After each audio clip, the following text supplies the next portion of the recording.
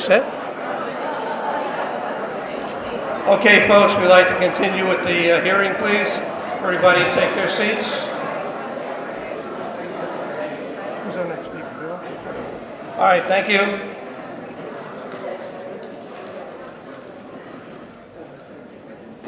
Is our clerk ready? Okay, Billy, you're on. Bill Dwyer, 144 Donald Road, Guilford.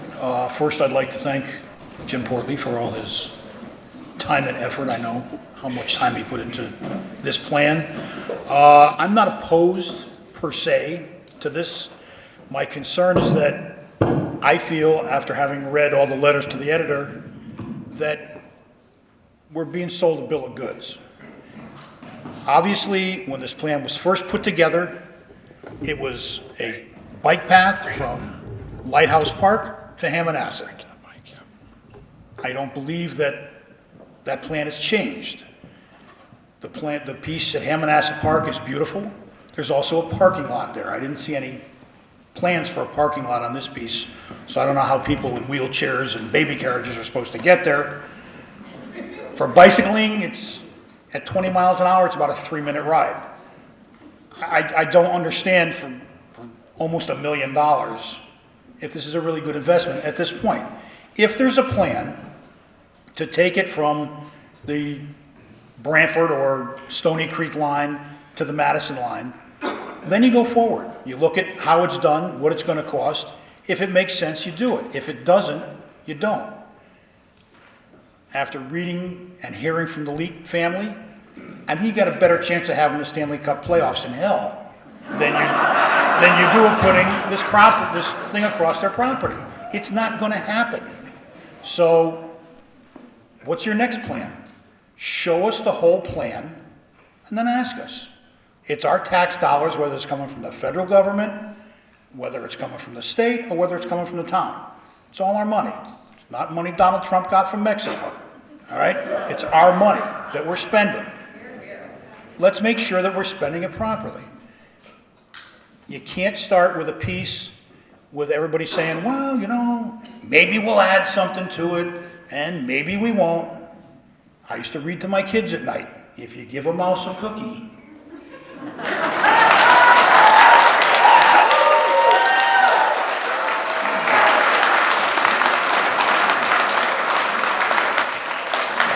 Well, I don't know about that mouse, but this mouse should have had some coffee earlier, because this is taking a while.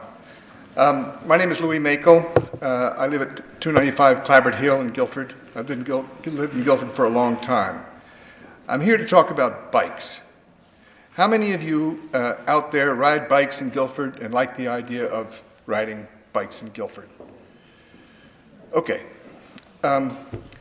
This is something we can come together on for a change. I've spent a whole bunch of time looking carefully at the plans and realizing that people on bikes will not use the proposed routes run leg of the Greenway Trail. I repeat, you who raised your hands will not use this trail. Why? For the following reasons. Number one, anybody biking on this portion of the trail will be required to make at least 3 stops on this route. 2 for the crossings at both horseshoe roads, and 1 at the end before merging into traffic. Nobody will want to do this. If you stay on the road, there are no stops. In addition, if you're on the trail, you'll be crossing 16 driveways. At each, you'll have to look carefully for cars, for they will have the right of way. Number 2, to avoid the blight of more blacktop, the surface of the trail will be chip sealed with stone, some of which will be loose. This is dangerous for bikes. You will not want to ride on this. Number 3, if you're biking from Madison, you'll have to cross Route 1 at the beginning and then cross Boston Street at the end. Both crossings are dangerous, particularly the latter. I've studied police accident records for 4 years, for 4 years up until this point. The Boston Street/Route 1 intersection has 3 times more accidents than any other intersection on this route, and that's where the west end of the trail ends. But the most troubling part of SGT's trail proposal, they've offered no plan for making biking safer, not even the simplest and best, which is shoulder restriping. Remember, restriping was recommended by the Stantec study of June 2010, advised, vetted, and endorsed by the engineers and planners of our town. The study, that study made no mention of a separate trail for bikes along Route 1. It didn't make sense then, and it doesn't make sense now. If you're a biker, the trail is an insult. Thank you.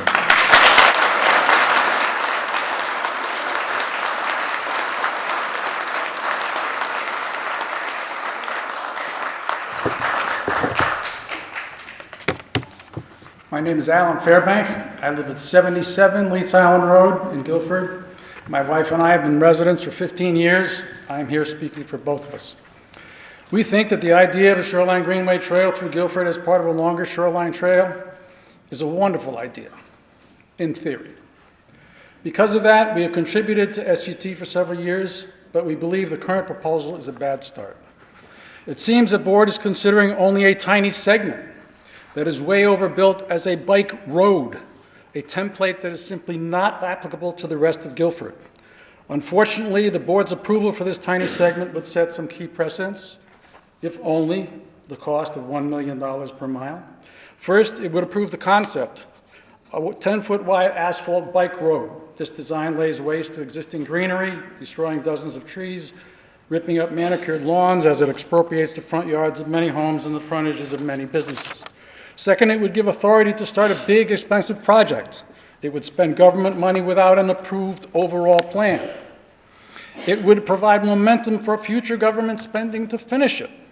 Third, it would approve the use of public rights-of-way in fronts of houses and businesses, whether or not consulting the owners, homeowners, and businesses gave them permission or gave them assent. Once it does this, the board should not acquiesce in setting these precedents. No overall plan has been presented.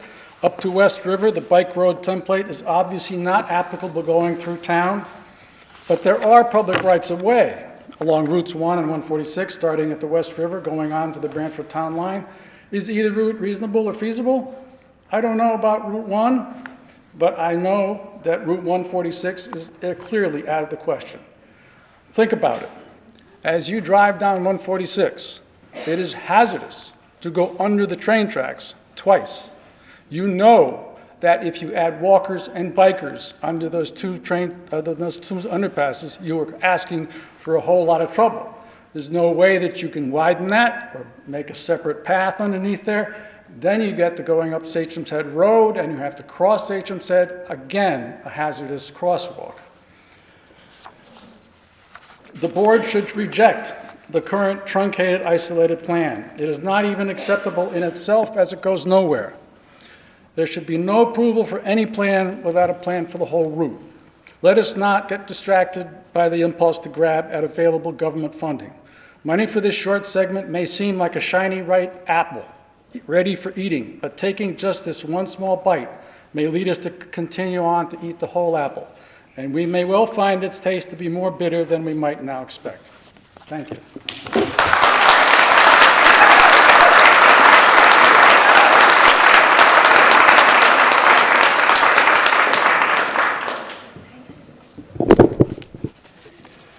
I'm Robert Lappin, 543 Boston Street in Guilford.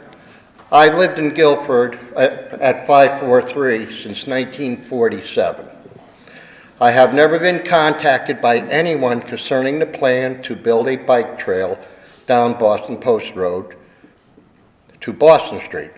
2 weeks after plan was put in front of the Board of Selectmen for approval, I found out a bikeway would end just beyond my driveway, where the Shoreline Greenery Trail organization would post a stop sign, like the one at the end of Hammonasset Trail in Madison. Stop trial temporary ends here, the sign would say with it. It is not true that everyone along the route has been contacted, and it is not true that everybody approves. My message to the Board of Selectmen is, do not approve the plan.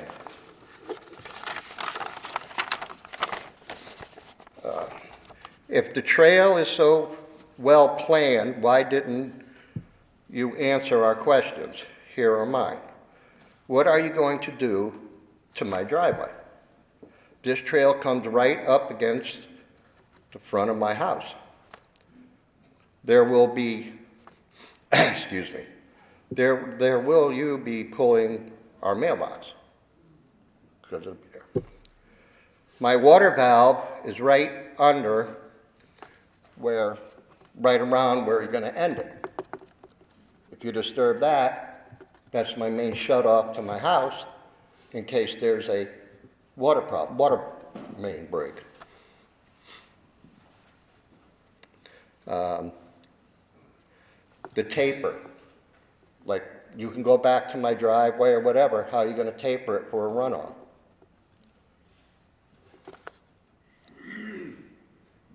The trees, they're old trees, they're big trees. As soon as you start after my property, there's old trees.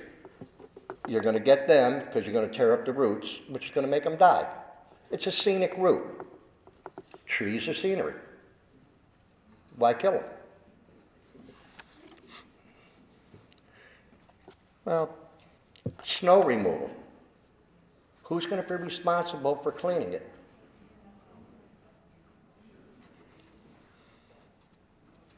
Yeah. Well, that's about it. Thank you for listening to me.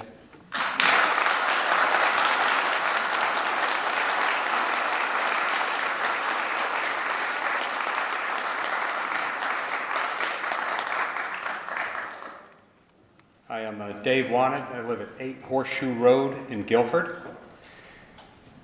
There is a growing consensus among the residents of Guilford that the timeline aspect of the project is exerting undue pressure on all of us. Safety, economic impact, home integrity, and quality of life of residents and businesses are all vital issues that truly need prime consideration. We are all taxpayers, and we want the town of Guilford to act in our best interest. We want the town to put our interest before that of an outside organization. The town should find out whether the state funds could be directly available to the town without SGT acting as a de facto fiduciary, and find a workable solution of our own. We also question the true plans of the Shoreline Greenway Trail organization. Although their literature, website, and conversations all speak of a contiguous green trail 25 miles in length, they have stated at informal meetings and in our Sunrise Association meeting that their only plan is for this 0.7 mile piece. They say they have no future plans. This has led to a growing mistrust over their true intentions, and perhaps more importantly, the lengths that they would go to in the future to secure land that they would deem desirable to help complete that 25 miles. I would ask that the town not be beholden to an artificial deadline from an outside organization and should strongly consider the valid concerns of their citizens. This proposal should be stopped with no further consideration of the SGT plan. Then the town could organically develop its own plan that it would likely bring better and more satisfying long-term results to all of us. Even if this came at taxpayer expense, it would truly keep the interests of our residents as its focus. Thank you.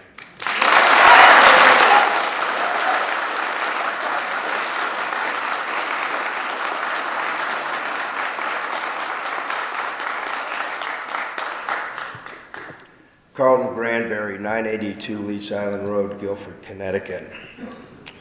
I'm the fourth generation of my family to face the threat of condemnation and confiscation of our properties by the town and the state of Connecticut. Every generation seems to bring another special interest group who has a better idea than my own family about the best use of our property. This is one reason that I have deeded 8 acres of local waterfront to protection of conservancy rather than leave it vulnerable to the next generation of eminent domainers. Some of our current Board of Selectmen and I have different visions for the future landscape of this beautiful town where I grew up. Their vision and that of their collaborating non-resident private interests includes a 10-foot wide strip of asphalt through wetlands and residents' yards. This strip bisects the town of Guilford from the Madison border to the Brantford town line. I will not grant an easement for this recreational bicycle initiative to come through my property, so the only way that our selectmen can achieve the Shoreline Greenway Trail's goal will be to condone the use of eminent domain. Our selectmen and their collaborators are quick to deny this, but let us not be naive. My family actually has 4 generations of first-hand experience dealing with these bureaucracies while trying to protect our properties from governmental confiscation. Once Guilford accepts enough money from the state and federal governments to fund the first part of this paved strip along Route 1, some faceless bureaucrats sitting at a desk in Hartford or Washington, D.C. will feel justified in eventually imposing eminent domain on Guilford landowners to complete the rest of the route. When this happens, bulldozers will be showing up on Guilford's front lawns and salt marshes. This is not a vision of Guilford's future that any reasonable resident would look forward to. And let's not kid ourselves that this bikeway will have a happy ending for the majority of the residents of Guilford. It will be a perpetual financial liability to the taxpayers. There is no compelling argument that can be made by our elected representatives in favor of taking these legal actions against their own townspeople to support this proposal. To paraphrase Milton Friedman, Nobel laureate, eternal vigilance is required, and there have to be people who step up to the plate. I invite our Board of Selectmen to step up to the plate and do the right thing for the majority of the residents and taxpayers who put them in office. Thank you.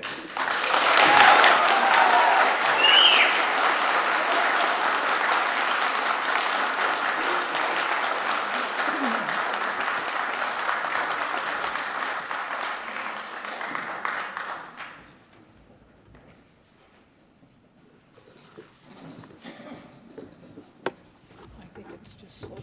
Okay. Thank you. My name is Sarah Barber, and I live at 650 Leeds Island Road in Guilford. My husband and I enjoy our closest neighbor, Bill Leet. However, tonight I'm here to speak on behalf of Brian Foley, who is the owner of Apple Rehab in Guilford. I write as the owner of Apple Rehab in Guilford to object strenuously to the proposed plan to bring the Shoreline Greenway Trail across the front of our facility at the East River Bridge. Our objections are as follows. 1, we were never notified. Until a concerned citizen contacted our administrator in Guilford, we knew nothing of the plans dated February 2016, showing that this so-called trail, a 10-foot wide chip-sealed road as designed, would cut from 7 to 20 feet in from the road, crossing in front of all our buildings. We are a nursing home facility overlooking the East River, offering our elderly residents the solace of safe, quiet, peaceful place to live. We are housed in a small cluster of buildings, all of which we have carefully maintained to be in harmony with the rest of historic Guilford. It is our conclusion that the plan in question not only does not offer any benefits to our clients' families who drive in and out of our main entrance regularly, but that it significantly complicates our property, adding elements of confusion and danger that no one wants and our business can ill afford. 2, we were never asked for our approval. Town officials and Greenway spokesmen have misrepresented us by claiming that all property owners along the trail were notified, consulted, and had no objections. This is not true. 3, This plan would affect our business. Our facility marks the beginning of the proposed 7/10 of a mile. The Shoreline Greenway plans, executed by Guilford Town Engineer Jim Portley, show that we will lose half the frontage between the main building and the road. The trail would require removing our sign and placing it further back. Utility poles will have to be moved. One section of the trail appears to cross a drainage ditch with a storm drain. The land will require significant regrading. The mature maples nearby are likely to suffer root damage and to be compromised. In addition, a magnificent maple will be cut down and a row of trees just beyond our boundary will also go, leaving this stretch of road with no trees at all. Given this loss of beautiful mature trees, how is this reckoned to be a greenway? 4, the Shoreline Greenway Trail plans to show a rest stop above the entry to our driveway. We are concerned that such a rest stop in close proximity to our campus, in view of benches placed along the river for residents and their families, may be perceived as an inviting place where people passing through would stop. This would lead to an unwanted intrusion and compromise the security and safety of our residents and guests. 5, our entry drive would be altered significantly, making entering and leaving our facility more complicated and more dangerous. Anyone entering or leaving our facility will have to stop twice. First across the trail, next to edge out into the traffic to access Route 1. Medical vans, ambulances, and medical supply delivery vehicles come and go all the time. A trail crossing the main driveway would present an additional impediment to ease of access for everyone, including employees and visitors. 6, there's only one more. I'm going to have to stop you at this point. You're over 4.5 minutes. Okay. Respectfully, Brian Foley. Thank you.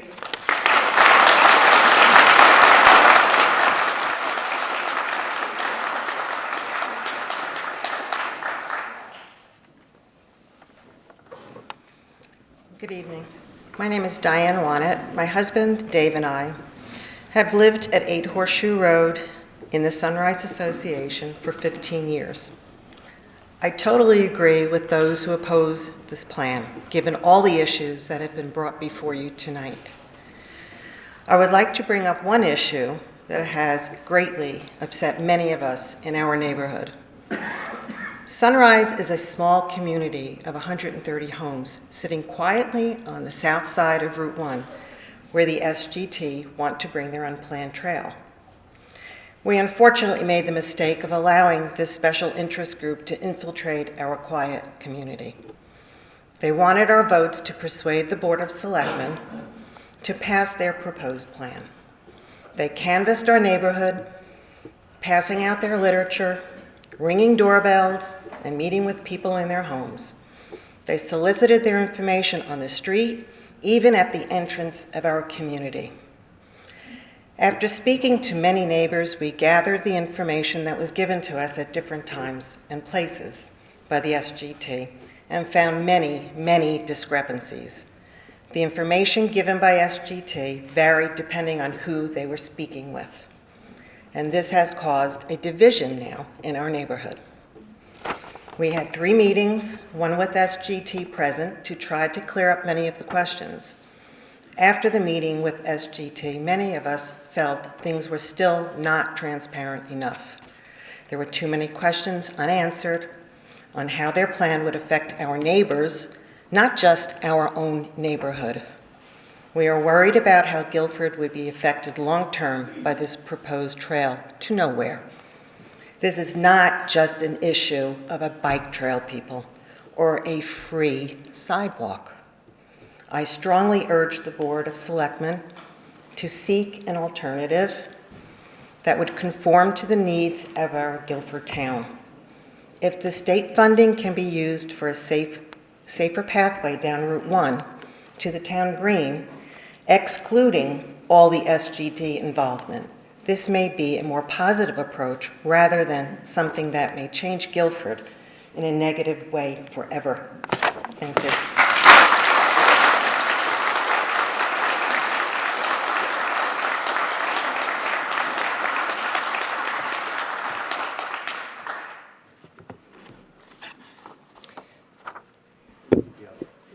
Oh, you're right. Thank you. My name is Patricia Kleindienst. I live at 295 Clabberd Hill Road in Guilford. I'm the person who presented the original petition to the Board of Selectmen on September 19th. I have serious doubts about the trustworthiness of the Shoreline Greenway Trail organization and their plans for Guilford. Plans or no plans? Let's get real. When the town held a planning and zoning meeting on August 17th of this year to introduce SGT's plan for the Guilford section of a 25-mile continuous route from Lighthouse Point in New Haven to Hammonasset in Madison, it was presented by Assistant Town Engineer Mark Damiani as a through trail, not as a single segment. It was to run from, quote, the Madison town line over Route 1 on the south side of the road and then down onto Boston Street, Route 146, all the way to Brantford. In the weeks since we presented a petition to the Board of Selectmen asking that they not approve any portion of the SGT plan until we see a plan for the entire route through Guilford, their message suddenly changed. Here is Milton Charlton in a 2-page frequently asked questions letter he taped to people's homes in the Sunrise neighborhood on October 5th as he campaigned for the community's support. Question: why can't we see the plans to other parts of the trail through Guilford? Answer: because there is none. Oops, I guess Milton forgot that there were people discovering that the SGT had held a secret meeting with the Board of River Colony pushing for an easement at the West River Bridge on Route 146. Residents and neighboring landowners who learned of this secret meeting by accident have written stinging letters of protest to our local papers. And how curious that in their October newsletter, the Guilford Foundation publicly congratulated the SGT on their grant to install, quote, a trailhead kiosk at the marina. Oh, really? When did they submit that proposal? Just how do they propose to get from the dangerous terminus of their trail segment on Boston Street over to the West River or down to the marina? Somebody somewhere has plans for us, people, big plans. They just don't want us to know about them.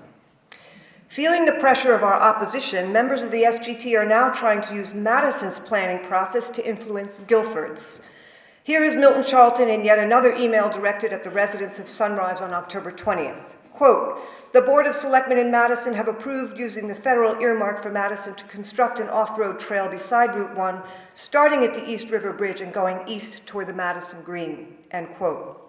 What a shame it would be, he continued, if Guilford didn't take advantage of this opportunity to link our segment of trail to theirs, neither of which actually reaches either green in either town. I went to see Madison First Selectman Tom Banish on October 26th, and I gave him a copy of Mr. Carlton's words. Here is Tom Banish's response, which I have his permission to quote in public tonight. This is not true. The Madison Board of Selectmen has not approved anything. What we've approved is looking at the idea, end quote. There are many objectionable aspects to the segment of trail now before our Board of Selectmen, which others have spoken to tonight. But to my mind, one of the most disturbing is the slippery relationship to the truth of the organization itself. I entreat our Board of Selectmen to spare us more meetings like this one, more contention, more division of neighbor against neighbor, and one side of town against another. Do not approve this plan. If you approve the SGT plan for us now, I promise you we will all have to come back here again and again and again, one side pressing for the satisfaction of their fanciful and misguided ambitions, and the other struggling to protect the integrity and beauty of our town and the well-being of all of our neighbors. Thank you.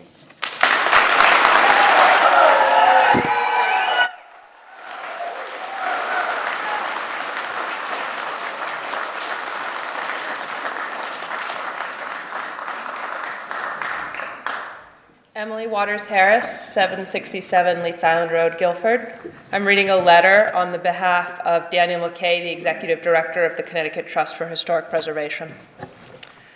Dear Selectmen, I write in my capacity as Executive Director of the Connecticut Trust for Historic Preservation. The Trust is a statewide, not-for-profit organization that seeks to preserve, protect, and promote the buildings, sites, structures, and landscapes that contribute to the heritage and vitality of Connecticut communities. I am sorry that personal circumstances will not allow me to attend tonight's public hearing.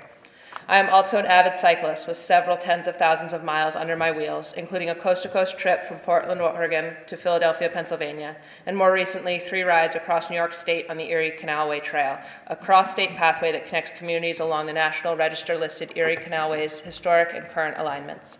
I appreciate that trails of this type encourage and support safe alternatives to motorized transportation and believe such trails are critical to quality of life, sustainable development, and economic growth at the local and regional levels. I also believe that the words of the Hippocratic Oath are an apt citation, that such trails should, first, do no harm to the communities that they transit and connect. Growing concerns that planning for the Shoreline Greenway Trail in Connecticut Guilford has not adequately recognized historic and scenic road resources in that community have recently been brought to our attention at the Trust. The state and federal funding that has been and will be so critical to fully implementing the Shoreline Greenway Trail plans requires review under the state and federal historic preservation law regarding the impact to state and National Register listed historic resources. I want to flag this review requirement as planning for the trail addresses routing and design through Guilford and other communities, home to several National Register historic districts, individually listed structures, and likely many additional state and National Register eligible resources. My immediate concerns are for the potential impacts to the trail route along or adjacent to Route 146, but I am concerned about the larger sensitivity of the planning process to historic resources in other shoreline communities as well. In reviewing planning material and related online materials, I do not have a strong sense that all parties, municipal offices, planning departments, state agencies, or trail advocates are fully aware of the requirements of Section 106 of the National Historic Preservation Act, requires consideration of historic preservation and National Register listed or eligible resources in projects involving federal funding or permitting. State funding and permitting requirements present a similar trigger to assure acknowledgement of and consideration of historic resource. Planning and implementation of the Shoreline Greenway will proceed far more smoothly if the potential historic resource impacts that are generating increased public concern are avoided altogether or sincerely addressed as early in the planning process as possible. A useful step forward at this stage may be to convene a meeting of key stakeholders, municipal officials, planning departments from multiple communities with representatives from the State Historic Preservation Office as well as the Department of Energy and Environmental Protection to discuss the obligation and opportunity for better integration of historic resource protection into plans for the Shoreline Greenway. On behalf of the Connecticut Trust for the Historic Preservation, I would be pleased to offer assistance in convening that forum. From the Trust perspective, the perceived conflict of trail development versus historic resource protection is a conflict of two goods. The accomplishments of the Shoreline Greenway advocates to date are to be applauded, but as planning and construction of the trail reaches more densely settled historic areas, greater sensitivity is requested by public sentiment and required by law in the planning process. Regards, Daniel McKay, Executive Director, Connecticut Trust for Historic Preservation. Thank you.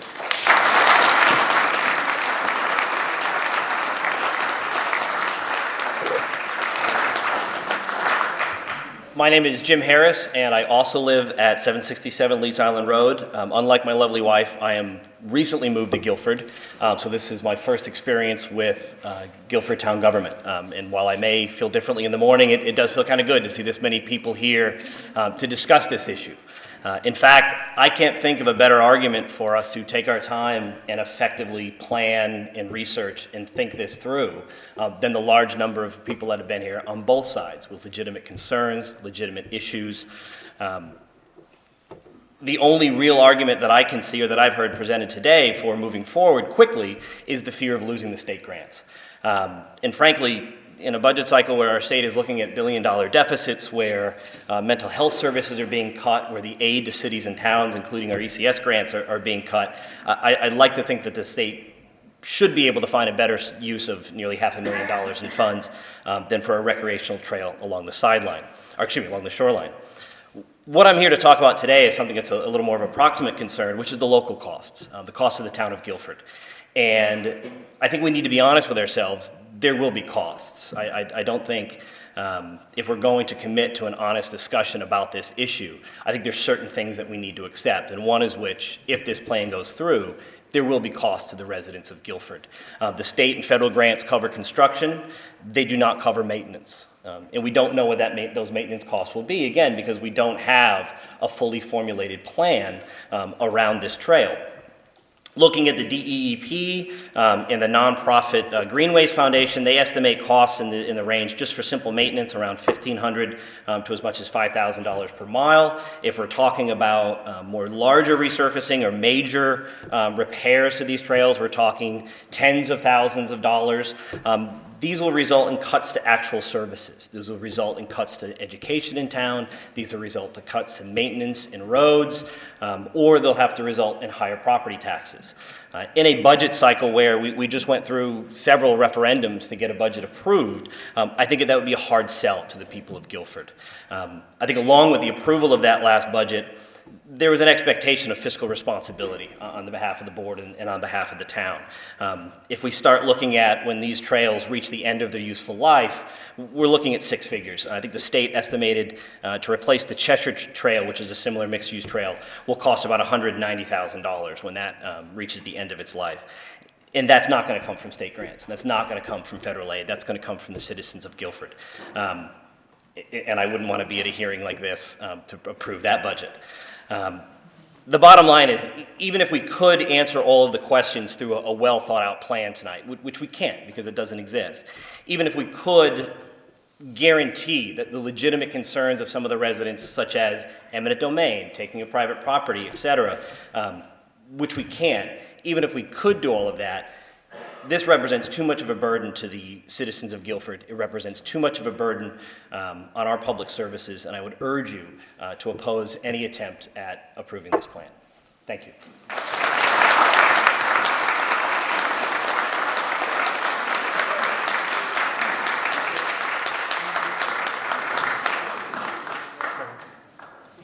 So I'm Matt Earls. I live at 25 Mofford Drive in Guilford. I've lived here for 10 years. I married a woman who grew up here, and she had a happy childhood. She went to Calvin Lee. She walked to school. She had a crossing guard. She walked to school every day. So I live right around the corner. My second grader, now third grader, rides his bike to school every day.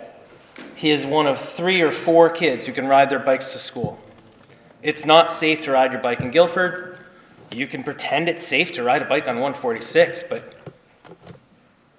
unless you've done it, I don't think you can claim that it is safe. And if you've done it, then you know it's not.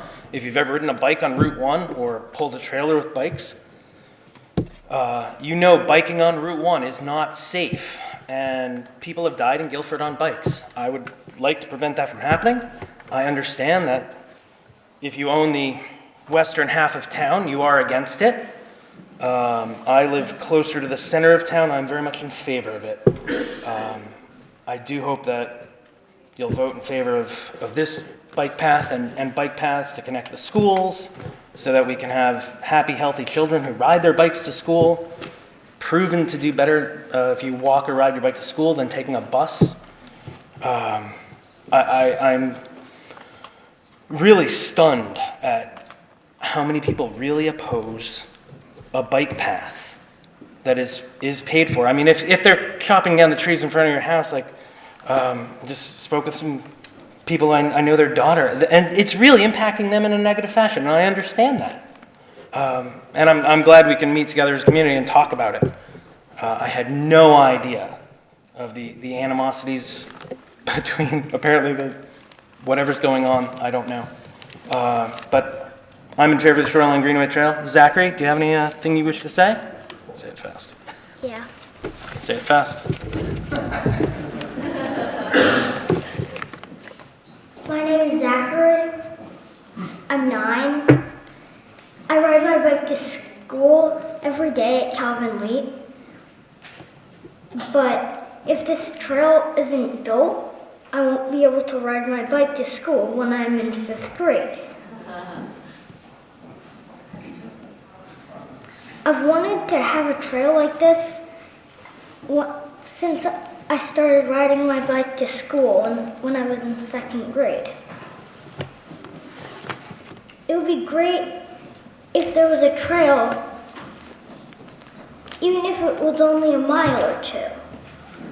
Also, if this trail was built, it would enable kids like me to ride their bikes safely on this trail instead of riding on the roads and risking getting hit by cars. This is why I would really like the town to vote for the Shoreline Greenway Trail. Thank you.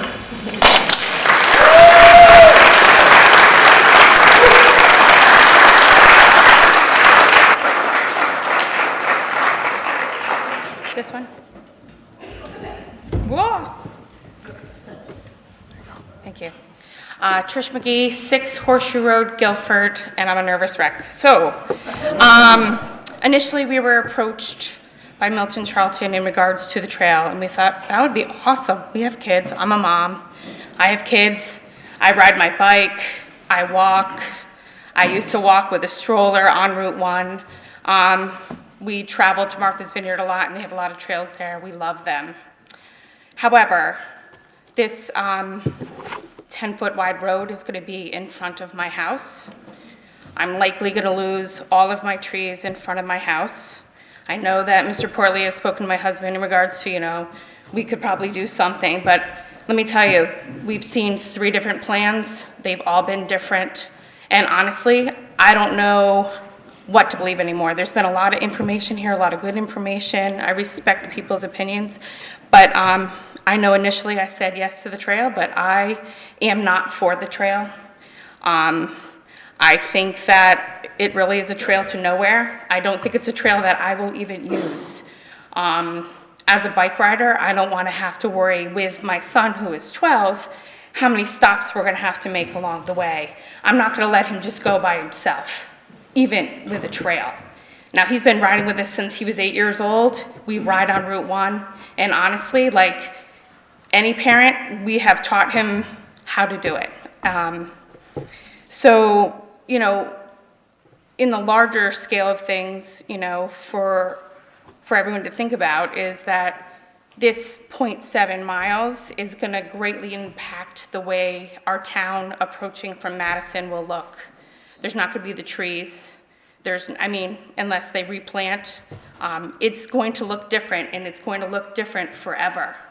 I don't know how a trail truly to nowhere, because are they going to park at Fowler's? Are they going to park by my mailbox that people already do? They park on Horseshoe Road on that widened area.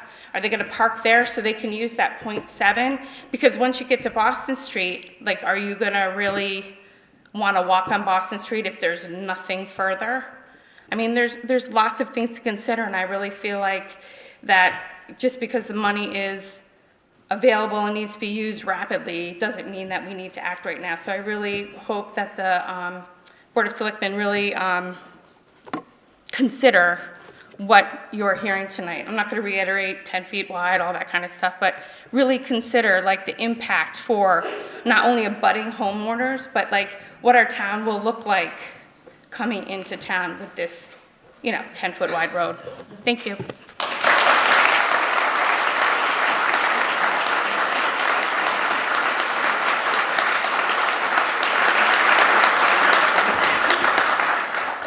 Hi, I'm Doug McGee, 6 Horseshoe Road. I've lived in Guilford my whole life. I grew up in Mulberry Point, Chaplin's Road area. I rode my bike to Cox School, Adams Middle School. I ride now. I ride in memory of my cousin's husband. And we ride a lot. And I don't think a trail will get me off the road. And I think the avid bike riders will also not come off the road. I liked the idea initially, but I think it's too big, too wide, too close to properties, and a lot of promises that haven't been put on paper. So at this point in time, I'd have to say we're not in favor. Thank you.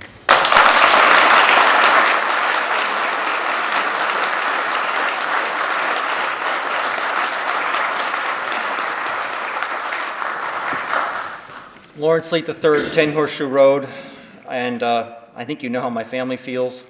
I'm actually here to read a letter from Judith Fine from 1089 Little Meadow Road, Guilford, and I'm going to paraphrase it because I know it goes a little long. I am writing in opposition to the Shoreline Greenway Trail and strongly urge the Board of Selectmen not to approve the current incomplete SGT proposal for the following reasons. Lack of plan.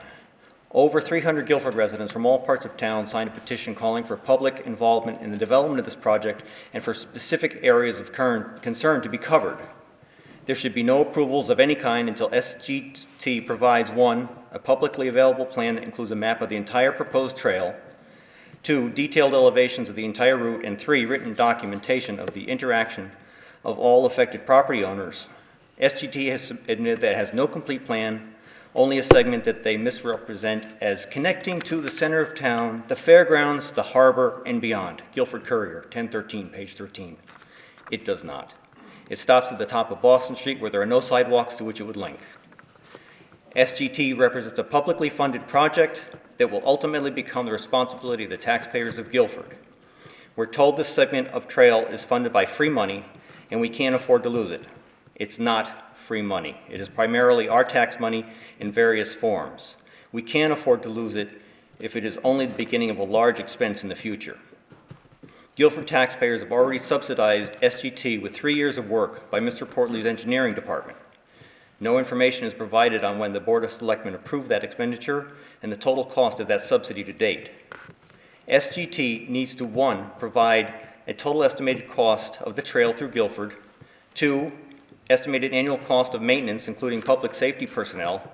SGT co-chair stated that at the September 7th P&Z meeting that no skateboards allowed. Are the police going to monitor that?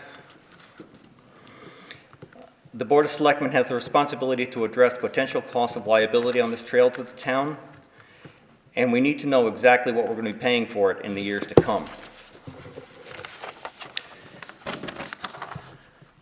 Our recent 3-referenda budget has shown the BOS, the Board of Education, the Board of Finance, the need for fiscal restraint. A trail to nowhere is not the way to start. SGT and Board of Selectmen have said they will not exercise eminent domain, but they don't have that power. It's the state that has that right. And if the Planning and Zoning Commission gets this proposal and the state approves the expenditure of $869,000, it's very likely that they will use eminent domain to complete the trail. And if you don't think so, Google eminent domain cases in Connecticut. A number of abetting residents are now coming forward saying they have not been contacted by SGC. Others are claiming they have been badgered after refusing not to sign on the project. While SGT has claimed they have had no opposition, this appears to be a serious breach of open and honest communication and possibly a deliberate deception.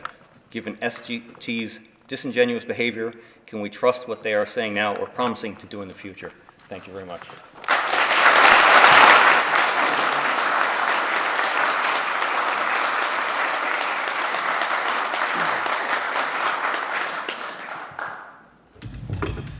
My name is Larry Dowler, 136 Daniel Avenue, Guilford, and I'm here to support the trail. I've been involved since the founding, I realize, 15 years, and spent 10 years as a board member and also chaired the Guilford team. I'm pleased to report that not only is Guilford the first trail project fully funded, but it will cost very little to maintain. This portion of the trail will have a chip seal, as you've already heard, a surface that can be expected to last for decades. Since there will be no vehicular traffic and no snow removal, volunteers from the Shoreline Greenway Trail will provide routine maintenance, such as picking up litter, cutting brush or grass along the side, and sweeping away loose gravel, if there is any. The cost to the town is nearly zero and will not lead to higher taxes, as some have alleged. Some have suggested that it might be cheaper and less intrusive to narrow the trail, perhaps turning it into a path. But this would make the multiple trail we envision much less safe. In fact, the preferred width for a multi-use trail, according to the federally approved AASHTO standards, is 12 to 14 feet. The town design uses the minimum recommended width of 10 feet, narrowed to 8 feet in sections where there's not sufficient right-of-way. Some people have contended that the planned chip and seal asphalt topped by embedded grayish pink Stony Creek granite will be unsafe for bikers because some gravel may come loose, which it can from time to time, but it's easily swept away. Others favor a poured concrete surface, which would look more like a highway, be more expensive, and have the annoying disadvantage of expansion joints that creates an unpleasant ride, as many of you may remember going over the old Q Bridge. Imagine what it would be for a biker. The Route 1 project is the first important step in providing safe trails for runners, walkers, and family bikers. We believe it can be a model for safer routes to schools, to the many cultural and recreational treasures scattered throughout Guilford, which must also be connected to the town center. We think it is not unreasonable to expect that travel to these wonderful destinations should not be solely dependent on the automobile. Finally, our vision for the trail to create safe routes for people, young and old, to move about Guilford without a car. This is difficult to do in an old historic town like Guilford. But we believe creating safe walking and biking routes will benefit the entire community. I believe the future of Guilford will depend on it. Thank you.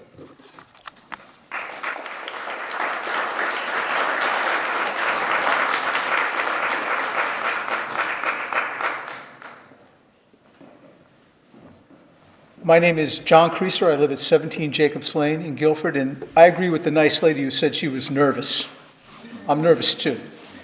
I'm a lifelong resident of Guilford, and I stand with the people who are opposed to this trail until at least we see a plan of the trail from Madison all the way over to Branford.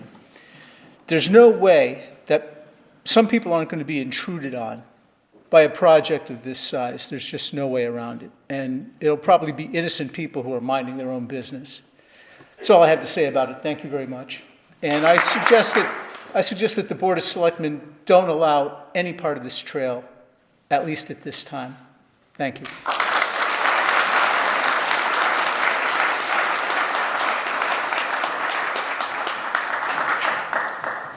Stephanie Scungio, 71 Horseshoe Road here in Guilford. I do have primary and secondary concerns about this trail being built. So my primary concern, of course, is safety, as many others have already stated, but it takes two forms, both of which make entering and exiting the Sunrise neighborhood more challenging. So by expanding the road visually through the addition of a 10-foot wide trail running parallel with Route 1 and the removal of large trees, road speed will very likely increase. Cars are already traveling 45, sometimes 50 miles per hour, and another 3 to 8 miles an hour will make pulling in or out of Sunrise more challenging. And I do have references here regarding the studies that I took this from to share with you. It's called the edge effect, where a 2006 study reported that using trees to line roadways brought down average speeds by up to 8 miles per hour. Street trees provide a psychological prompt to go slower. The large trees that we already have in place on this stretch of road also provide a buffer between the homes along Route 1 and the road, for the road noise. My second safety concern is around creating a trail for pedestrians and a very small percentage of bicycle riders who may well not understand the rules regarding their right-of-way. So we've heard about the mini stop signs that will be in place, telling them not to proceed across Horseshoe without stopping and looking first. However, they're accustomed to having the right-of-way. And you see it all the time. I see it every day in New Haven. They've got the earbuds in, they're talking on the cell phone, and off the curb they go into the street. They're used to being able to do that. They're used to people stopping. But that won't be the rule of the road here. And I worry that we're going to run into conflicts with pedestrians trying to cross the roads and cars trying to get in or out. We've heard from SGT the bikes will ride on the trail. Unfortunately, through my own informal survey of advanced cyclists and research that I've read, they're not going to ride on this because it's going to be a chip seal surface, and it's dangerous for them to ride on with those real thin tires, especially when they're going downhill, which they will be when they're approaching Lower Horseshoe. They're still going to be on the road. So that issue or that people are concerned about, I don't believe is going to be alleviated. As I said, my primary concern is safety, and that outlines that. My secondary concern is the landscape of Guilford changing. The tree-lined winding Route 1 is one of the things that makes Guilford an appealing and quaint shoreline town to pass through, as opposed to a town with a barren, extra-wide roads. And a number of studies state communities with tree-lined roads are more positively rated for visual quality, which increases as the amount of roadside vegetation increases. Cutting down the trees and widening the road 10 feet visually will not be appealing. I ask that you vote against the Shoreline Greenway Trail in Guilford.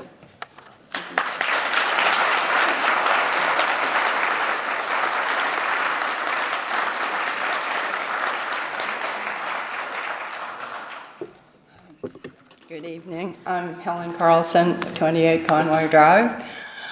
Our town is a glorious place to live, to walk, to run, and most of all, to be engaged with neighbors. Of course, if one must choose between these great goods, the greatest of all and the most important is engagement with neighbors. The Shoreline Greenway Trail is a marvelous idea, a walking, biking, hiking trail from New Haven to Madison. I and my husband have supported it from its inception and continue to do so. But I think now is the time, I think, for a convening of meetings, as has been suggested earlier, or a creation of a commission to explore how our common wishes and interests can be fulfilled. I mean, everybody here is our people, and every organization are people of goodwill and good intentions. And I think we ought to build on that. Years ago, JFK warned us not to be blind to our differences, but to direct our attention to our common interests and the means by which these can be resolved.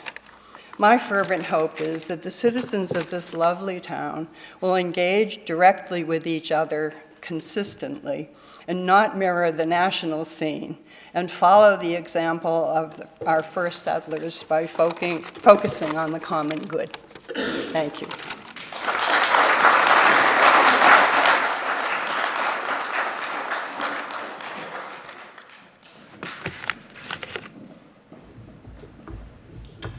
My name is Robert Salentano. I own the property at 268 Boston Post Road, not the business, which is Guilford Automotive.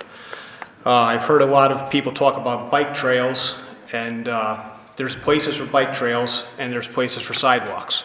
We put sidewalks on the side of roads. With that being said, I realize that the state has the right to these easement on Route 1, but I don't think that that gives them the right to do anything they want with it. And I definitely question the right of a group other than the town of Guilford or the state of Connecticut using it in a manner that they feel is right without any regard for property owners. And this all to build a bike trail that I don't think any of us will ever see in our lifetime be completed from East Haven to Hammonasset. Now, they're not talking about a sidewalk where we're saying 3, 4, 5 feet of grass, another 4 or 5 feet of concrete, 10 feet, maybe 12 feet at most.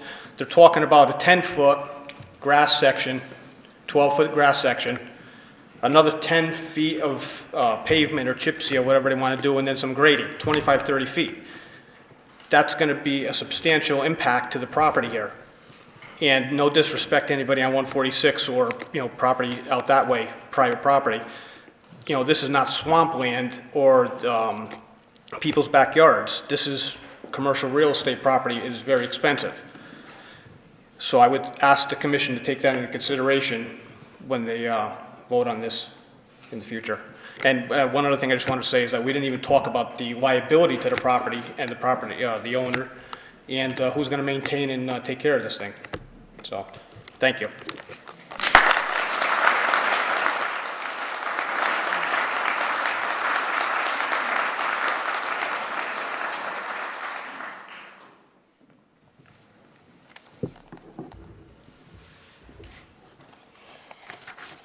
I'm Judith Andrews, 200 Boston Post Road in Guilford.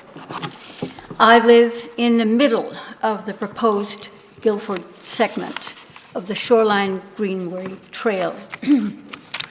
Many of my neighbors and I oppose this proposal.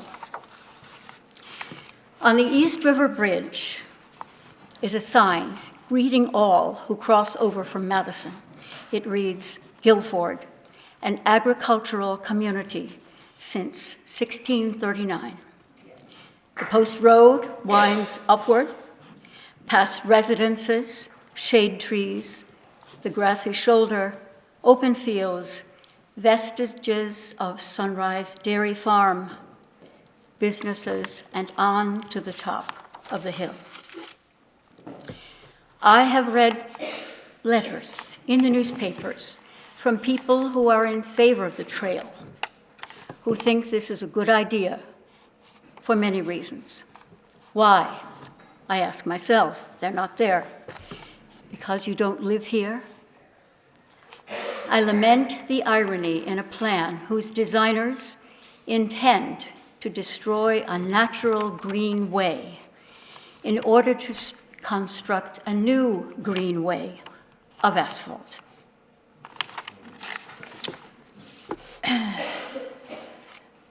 When the funds for the trail run out, when the current champions of the plan go on to other projects, and the 25-mile plan is abandoned, can the 0.7-mile Boston Post Road section regain its present beauty? Does anyone care that a failed plan will have left the once inviting gate to Guilford, a devastated area? And what will be the consolation the perpetrators of this plan offer for ruined properties when what once was beautiful is now devastated? For months, the construction will be a nuisance for this entire end of Guilford. Diverting of traffic through two key neighborhoods will be necessary. Eastbound traffic will be routed from the Post Road to the Sunrise neighborhood and out again. Westbound traffic will be routed through the East River, Clabbert Hill, and Tanner Marsh Road neighborhood and back onto the Post Road or Goose Lane.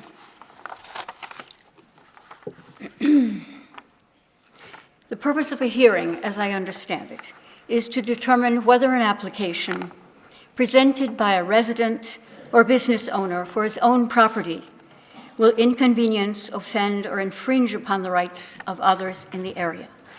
We who live and work here on this 0.7 of a mile contend that this proposal of the Shoreline Greenway Trail Committee is all these things: unreasonable, unnecessary, and offensive. The trail will be a daily source of inconvenience to us as we attempt to exit or re-enter our driveways. Entering the Route 1 Boston Post roadway is almost always difficult. An additional road crossing within our driveways will only increase the difficulties. Those of us who live and work along this embattled road do not want the trail because it will require months of enduring heavy equipment operating in front of our properties.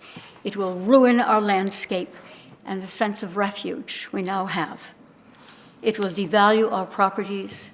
It will cause daily the nuisance and the necessity of stopping for bicycle and pedestrian traffic crossing our driveways before we enter the roadway.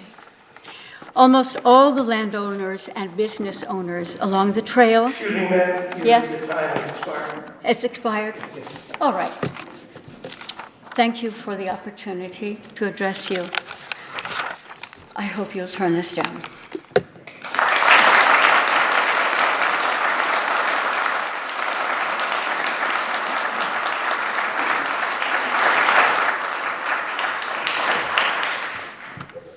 My name is Gretchen Granberry. I live at 982 Leeds Island Road in Guilford.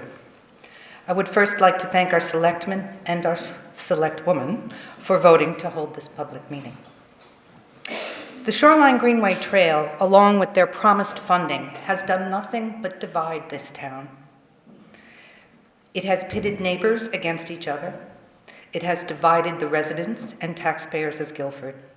And it has put our Board of Selectmen in a very difficult and for some of them an uncompromising position.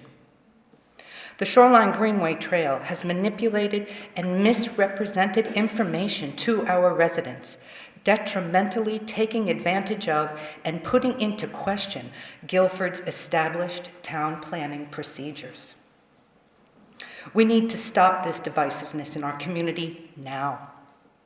I encourage the Board of Selectmen to take control of the process and lead the way toward a mixed usage of cars, bikes, and pedestrians that we can all approve of.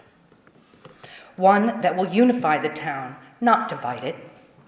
The town of Guilford can lead in managing our scenic roads and our highways, our historic town center, and our shoreline by producing an environmentally and socially responsible plan outside the box of the demands that the Greenway Trail people have put upon us. Let me clarify this a little bit. The money obtained by the Shoreline Greenway for the use on the Route 1 segment is not in jeopardy, so they claim.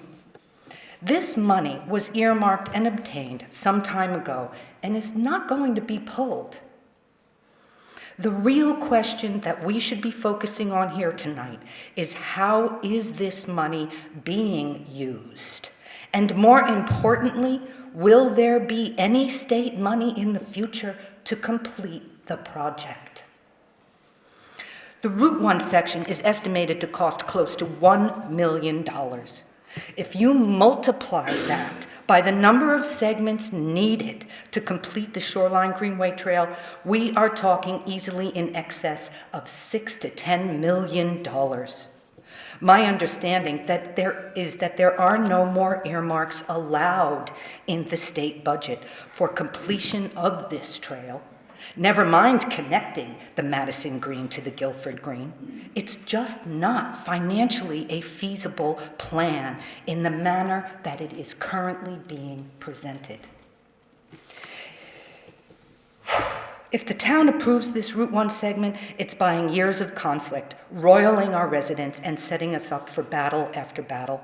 The likelihood of financial disaster with our already overburdened budget, as well as a legal quagmire with easements and eminent domain, is as real and frightening possibility. I ask you, the town selectmen, do not move forward on the Route 1 segment as presented. Do not adopt the Greenway's divisive approach to town planning. None of us, Greenway Trail, are against safety. None of us, we all want an ease of recreational access to our town center and our shoreline. But we do believe that there is a more environmental and socially responsible approach to meet our alternative transportation needs. We can find it together as a community, not through a special interest group holding us all hostage with a funding that leads us on a trail to nowhere. Thank you very much.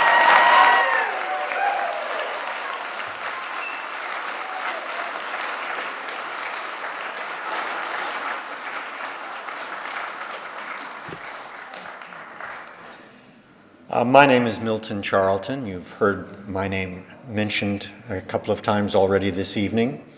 I am not a Guilford resident currently, as some people have been quick to point out in other places. I was a Guilford resident until a few years ago. I lived at 1012 West Lake Avenue. And while I lived here for 5 years after I retired, I became interested in the Shoreline Greenway Trail because I recognized that it was unsafe for me to bike on Westlake Avenue, and I saw a need for safer biking in Guilford. And so I became involved in the project to try and develop some safer biking possibilities for Guilford. After I moved to Killingworth, and I live at 14 Overlook Farms Road in Killingworth, after I moved to Killingworth, I continued to be involved because I love Guilford. I shop in Guilford. I come to Guilford for many reasons, and I still think that Guilford needs safer biking. I've been accused of misinformation at best, or saying false things at worst on a number of occasions, and including this evening. So I would like to address at least two of those allegations. One is I was quoted as saying that the Madison Board of Selectmen had approved using their federal funds in order to develop a trail from the East River Bridge going eastward toward the center of Madison. And someone just this evening said that I had misrepresented that, but you heard the second selectman of Madison earlier this evening confirm that. It was a meeting of the Board of Selectmen on April 11th this year, and they voted unanimously to target their federal funds, their earmark, for developing a trail from the East River going eastward in Madison. So that is true. Secondly, it's been said that we did not make efforts to contact the abutting homeowners. Let me first say that Mr. Laffin, who spoke earlier, was correct. We did not try to contact Mr. Laffin because his property was not being impacted in any way from the origin of the plan until just a few months ago, when the state reviewers recommended that the plan be extended a little bit to go a little bit further down Boston Post Road for safety reasons, and it went in front of his property. So it was a very recent development that Mr. Laffin's property was going to be fronted, and so I'm sorry, but we, the Shoreline Greenway Trail, did not make the effort to get in touch with Mr. Laffin because we did not know that change had been recommended by the state. As regards other abutting property owners, I personally met with 12 of the abutting property owners and made great efforts to contact others, some of whom did not wish to be contacted, back in 2012. Together with Mr. Portley, we met with 12 different property owners, including Mr. Patel, and we walked his property and discussed where it might best go, better to go behind the landscaping that he had so carefully prepared rather than go in front of it, which would involve cutting down more of it. So we have talked to the abutting property owners, and as of a few weeks ago, it remained true that none of the abutting property owners that we had spoken to had raised any serious objections. You heard the McGee's say that... Milton, I'm sorry, but your time is expiring at this point. Okay. Let me just finish by saying that it is true that the Sunrise, I was involved in trying to provide information to the Sunrise District, and I understand from the president of the Sunrise Association that they've taken a vote and that there is a clear majority of the people who live in that neighborhood who are in favor of the trail. Milton, I'm going to have to stop you.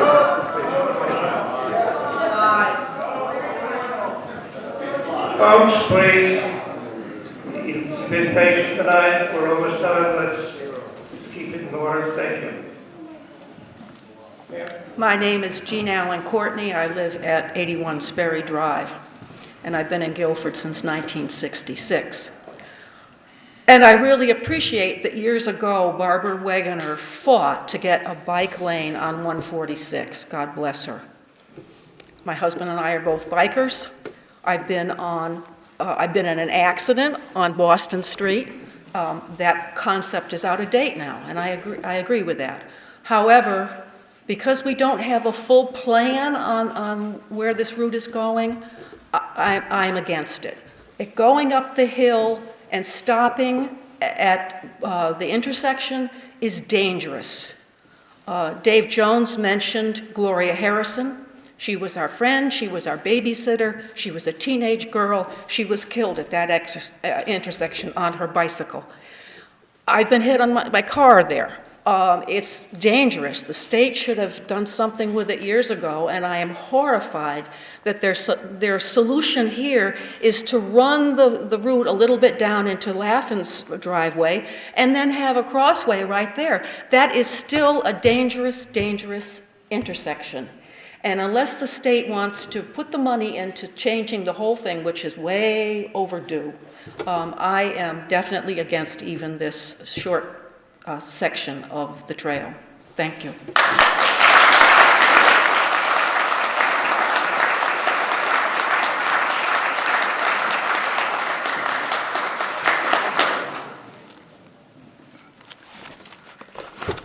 Good evening. It's getting late for everyone, I'm sure. Microphone. Right here, there. This one. This one. Thank you very much.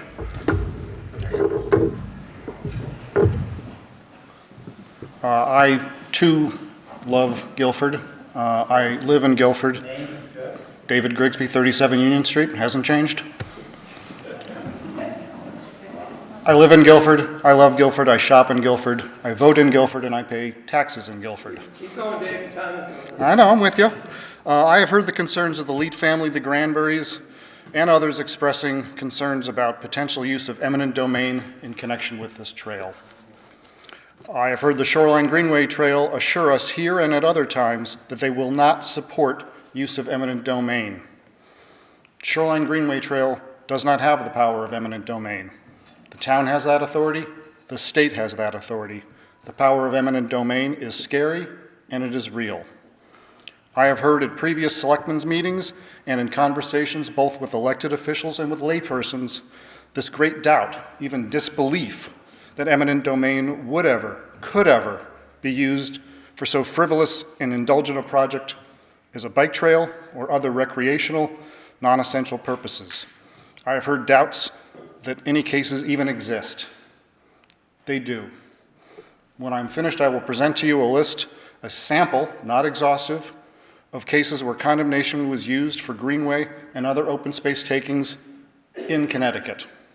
The city of Meriden took at least 3 residential properties for the Quinnipiac River Linear Trail in 2005. Middlebury in 2002 took residential property to complete the Middlebury Greenway Trail.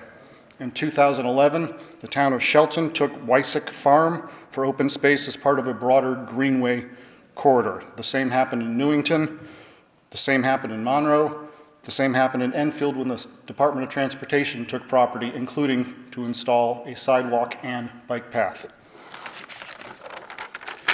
Again, I cite these instances because we are assured condemnation is off the table. But look at the arguments being used now to justify this rush to judgment and explain how things will be different in the future. We are told that free money is at risk.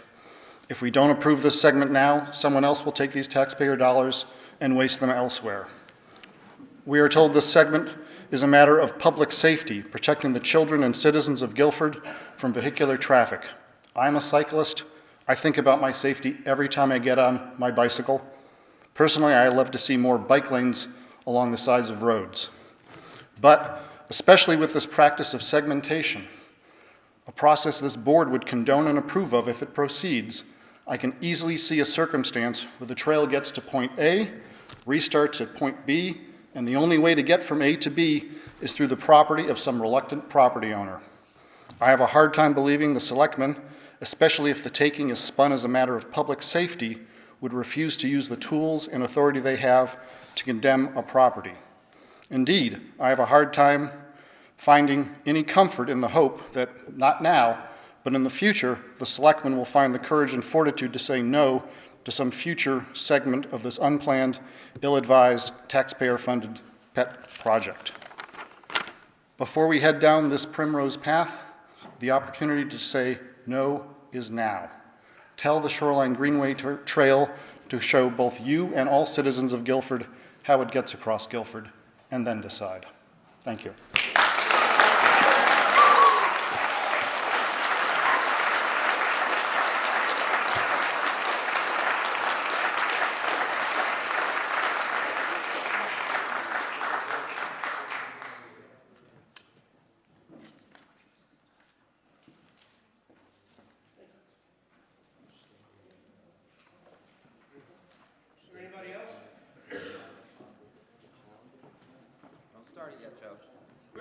Don't start it yet. Ken McKenzie, 6 Broad Street. The concept of the Greenway Trail, I think, is a great one. I think everybody agrees that conceptually it makes a lot of sense and it would be a nice thing to have. The reality is, first of all, nobody has really addressed the fundamental problem. I think both sides are in complete agreement that the problem is danger on roads, and nobody's talked about traffic calming or actually policing cell phone usage while driving. But those would be 2 steps that would certainly make the roads a lot safer, but nobody's talked about that. I've seen friends on both sides of the issue tonight. It's unsettling, it's unfortunate. People I respect, people I like, people I'm friends with, some are for, some are against it. As other people have indicated, it's pitted communities against one another, specifically Sunrise, where it appears that half the people are for it and half the people are against it. The reality is the process is not a good one. I think that better leadership by the Board of Selectmen earlier on and oversight of our town engineer, along with more effective input from our town planner in this and other situations that we've had, would have perhaps prevented us from all having to get together and spend multiple hours in a room now. We could have spent this time discussing what the possible solutions are and how we can proceed to go forward, as opposed to having something crammed down our throat at the last minute. And this is a cram down, make no mistake about it, and that is a term that's used on Wall Street regularly, and it means exactly what it sounds like it means. If you go through the file, there's a file in Town Hall which has very limited information in it, but a few of the things I did glean from what was in the file. There was a study done in 2010 that has been referred to tonight, the Stantec study. The group received $250,000 grant. The study came out and said that Guilford was really not suitable for the Greenway Trail, and they would have to be content to have sidewalks and bike lanes through many of the locations in Guilford. Mr. Angle immediately ruled that out, and I'm told other people on the town side agreed that they were not in favor of what that study suggested. So they've pushed on for 12 years, and I'll give them credit for their endurance, and again, I think it's a great idea. But it's not true that they've contacted the 18 abutting owners. They waited till the last minute. We're fortunate to be here. It's only because of a required CAM application that this came through, or else this probably would have already passed by now. The monies, if you look at the email chain that goes on, East Haven has come to Guilford. The money that was been earmarked for this was to be split between the 3 towns. And East Haven came to Guilford a couple of years ago and asked if Guilford would give them our money because they had a place they could use it. Now I heard tonight for the first time that Madison is giving us their money. That's the first I heard of that tonight. So I'd like to know what the cost of a sidewalk would be versus this $800,000 or $1 million segment. It is a short thing. Bicyclists, Mr. Malkiel, I think is completely accurate. No bicyclists, anybody who bikes 50 miles a day. 7/10 of a mile doesn't mean anything. I think it would be wonderful for Sunrise to be connected to town. They don't need a 10-foot wide path to get there. A wheelchair person can get there on a sidewalk. Bicyclists will use bike lanes. They will not use this chip-sealed road. With regard to safety, Jim Portley mentioned in one of his letters to one of the other town engineers that he was unclear how winter maintenance would be taken care of. And he indicated in the letter that he thought it would be onerous on the affected homeowners to place the burden on them. But he also indicated that he did not have the manpower or the resources to do it himself. So he suggested that it just be left alone in the wintertime. That is the current plan, at least the one that's on file in the town. There's another email. There's another email saying, have you guys picked a location yet? And that went out to the other 2 town engineers. So all 3 towns, this is 3 years ago, trying to pick a location where they could get their first segment in. The reality is, it's a great idea, but you don't have a beginning to an end, and you need to have a beginning to an end before you start accessing tens of millions of dollars of our money. I say you should vote no.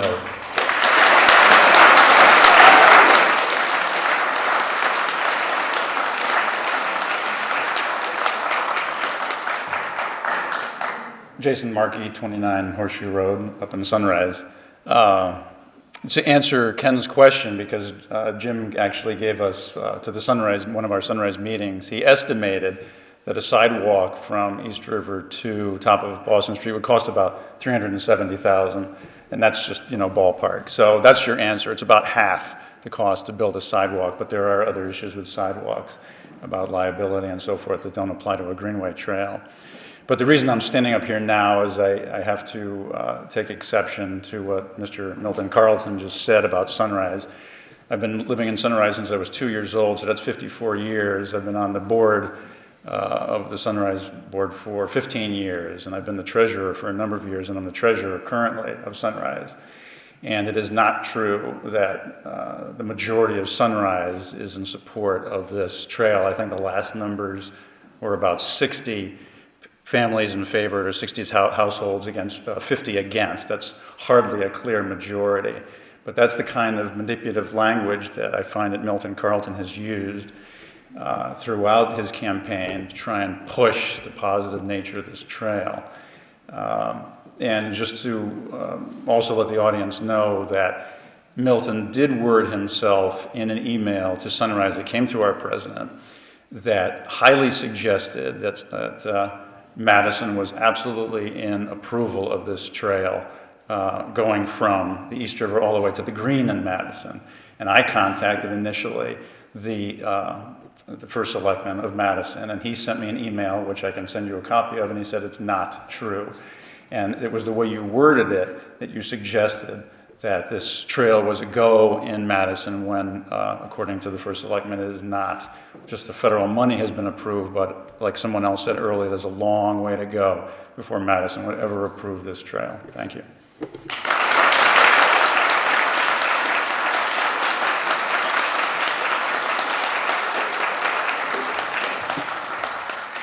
Good evening. I'm Jack Hoyt, and I live at 986 Leeds Island Road in Guilford. It appears that what the board is being asked to do is to buy a link in a chain when the chain is never going to exist. If I was to come to the board with a ring of metal and say, I have a ring here, it's a link in a chain, and I want you to buy it, you might say, well, where's the rest of the chain? And if I were to say, well, it doesn't exist, and you would say, well, what's it going to look like when it does exist? And I said, I'm not going to tell you. And you said, well, how much does it cost? And I said, well, just under $1 million. You would look at me as if I was crazy, and you would be right, because I would be crazy to ask for that, but that's what you're being asked to do here tonight. This little 7/10 of a mile section is a link in a chain that's never going to be finished. And I say that for 2 reasons. On the east side, Madison has clearly not dedicated anything concrete to building their side of the chain, so to speak. On the west side, the Leeds Island Road section, I think we can agree, is never going to be built for this reason. There's only 2 ways to acquire the property to build the Leeds Island Road section of this greenway. One is voluntarily getting the landowners to volunteer to give up their property, and one is involuntarily by eminent domain. This board, to your credit, has said you will not use eminent domain. The SGT says they don't want it either. So it's not going to happen involuntarily if everyone is to be believed. It's also not going to happen voluntarily, as Bill Leet and everybody else up and down Leeds Island Road have made abundantly clear. So it's not going to happen voluntarily, and it's not going to happen involuntarily. That means it's not going to happen. So that side of the chain is never going to be built, and there's never going to be a chain. So now let's just look at the link itself, just the little link that they're trying to sell you for just under $1 million. That link is not a greenway. Kent Bloomer hit it on the head when he said a greenway, and it makes you envision a sylvan path through a sylvan green wood. That is a strip of asphalt up and down a federal highway. I don't think anybody's going to ride a bicycle to take in the rolling hills of Guilford Automotive.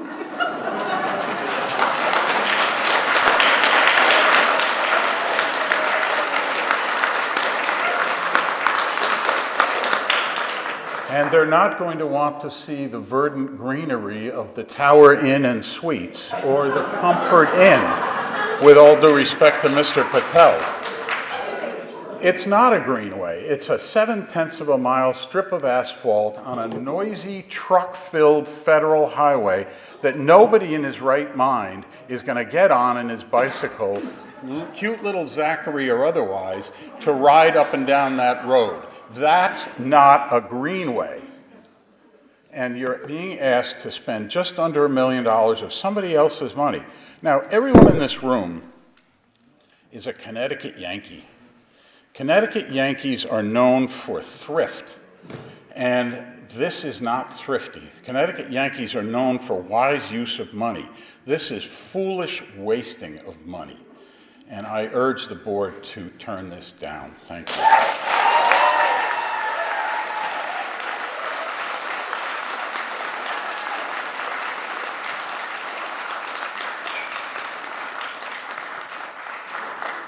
I won't take too much of your time. My name is Judith Miller, and I live at 1 Indian Neck Avenue in Branford, Connecticut. I'm the chair of the Shoreline Greenway Trail. I would just like to clear up one misconception. It's true that at the beginning, in a fit of idealization, we thought that we could possibly build a wide trail for 25 miles. Well, we have been disabused of that notion. We grow. We're flexible as an organization, and we've learned to change as we deal with realities. So we have all different kinds of trails. I can tell you, for instance, in Branford, part of the Greenway Trail, too close? Too close, there, you can try that back up. Part of the Greenway Trail goes through a park, and we have agreed with this is a town park. We've agreed with the people who manage that park. They've allowed us to put our trail through, but we make no changes to the park. So we make adjustments and we make agreements where we need to. I don't know what will happen along 146, but it's quite possible that we'll simply say that it's a connection between Branford and Guilford. That's all. We might not even call it Shoreline Greenway Trail. There'll be other places where we'll simply say, here's a connection. Here's how you can get from here to there. But I do assure you that we will eventually, through all the hard work that we're doing, make some kind of a connected trail because the people in this area want it. Thank you, and I do hope the board will give serious consideration to Route 1.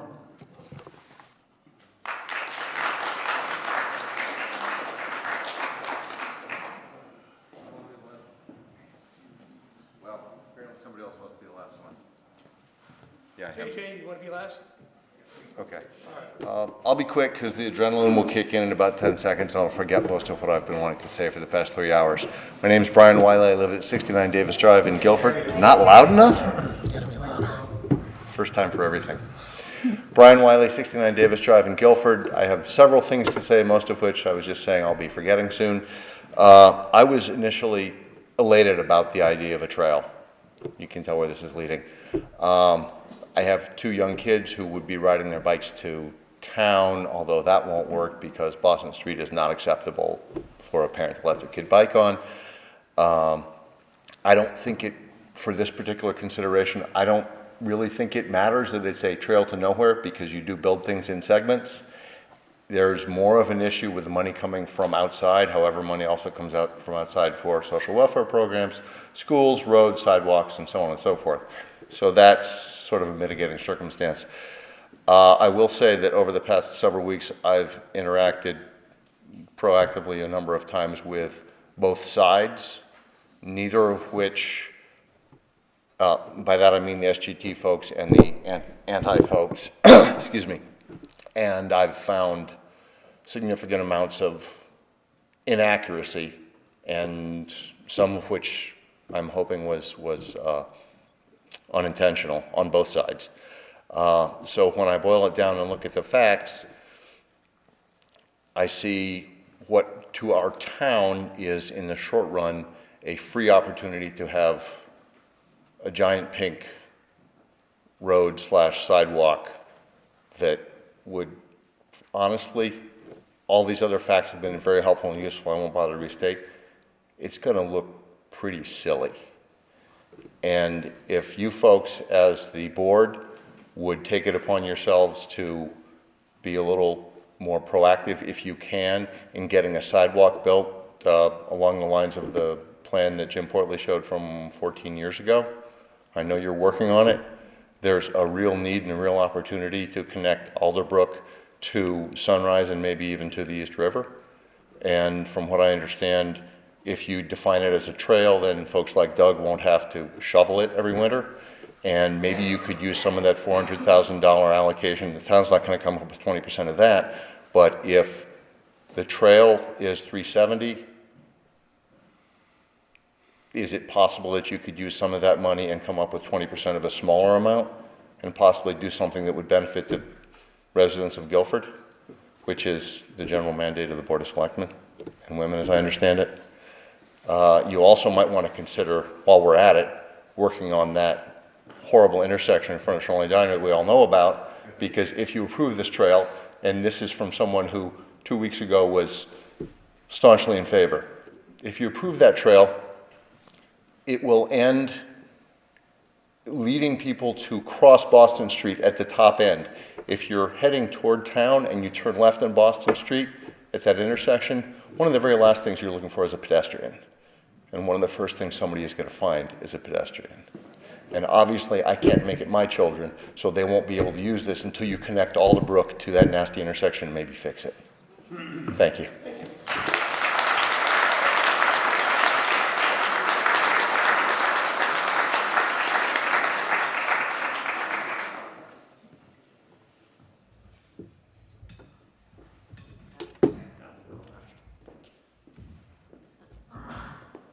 Okay? You and I are about the same size, so I'll fix this one. I'm shorter. Well, good evening, ladies and gentlemen, and the esteemed selectmen and selectwomen. When I first came in here, I thought I was in the wrong place because I thought I was in the Trump or Hillary campaign or rally. There were so many people. And when I came really with an open mind. And I was swayed one way, I was swayed the other way. It reminds me this evening of 4 things I learned, among many others, about leadership. As a leader, you can't please everybody all the time. Sorry. Second, as a leader, you need to touch their heart before you can ask them for a vote or a hand. And you've got to listen and maybe talk to them even more. And then the final thing I'm going to say, as a leader, you have to have the wisdom of Solomon, and which you do all have, and slowly and take your time to weigh the pros and cons. You can't please everybody at a time. Don't rush into it. Take your time, think about it, and you'll do well. Good night. Thank you.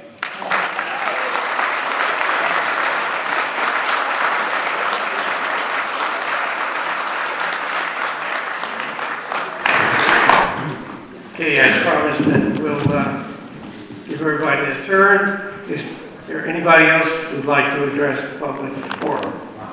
It's now 11:15 by my watch, so seeing no one else would like to speak, I'm going to ask the selectmen for a vote to adjourn. Is there a second? Second. All those in favor? Aye. And thank you, everyone, for your patience and for your comments. This meeting is adjourned. Copy of my remarks.